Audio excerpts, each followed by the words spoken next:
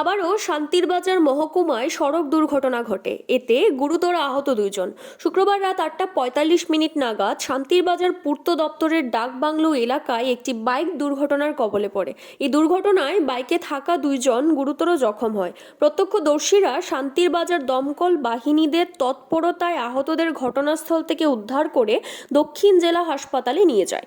দুর্ঘটনায় আহতরা হলো স্থানীয় মাইছড়া এলাকার বাসিন্দা দেবব্রত দে, তার বয়স 25 বছর, এবং কাঞ্চননগর এলাকার বাসিন্দা নীতিশ রায়, বয়স 25 বছর। এভাবে প্রতিনিয়ত জাতীয় সড়কে দুর্ঘটনা ঘটায় উদ্বিগ্ন সাধারণ মানুষ। আজকে রাত্রে 8:45 নাগাদ আমাদের অফিসে একটা ফোন আসে, শান্তিবাজার ডাকবাংলো শান্তিবাজার ফায়ার সার্ভিসের নিকটে পাশে একটা বাইক অ্যাক্সিডেন্ট হয়। বাইকটার নাম্বার হলো TR08F7859। ওখানে দুইজন বাইক আরোহী ছিল। একজন নাম হলো দেবব্রত দে, বাবার নাম হলো কেয়ার অফ মদন দে, এবং নীতেশ রয়, বয়স 25, বাবার নাম হলো শঙ্কর রয়, কাঞ্চননগর বাড়ি। আরেকজনের বাড়ি হলো মাইছড়া, বিলনীয় মাইছড়া আর কি। ওনাদেরকে আমরা রেস্কিউ করে শান্তিবাজার ডিস্ট্রিক্ট হসপিটালে নিয়ে এসেছি, ট্রমা সেন্টারে।